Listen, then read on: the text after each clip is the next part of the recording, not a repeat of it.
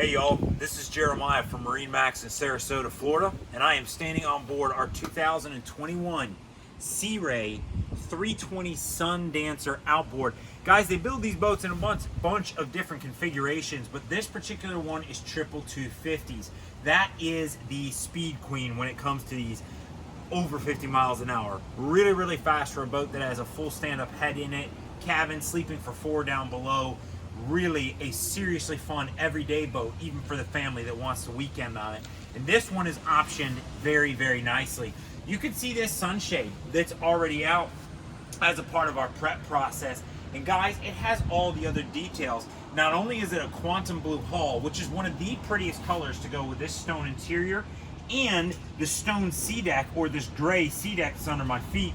This one has the optional teak table here in the cockpit, grill here on the prep center, and of course you've got that isotherm fridge I talk about all the time. They give you a sink here.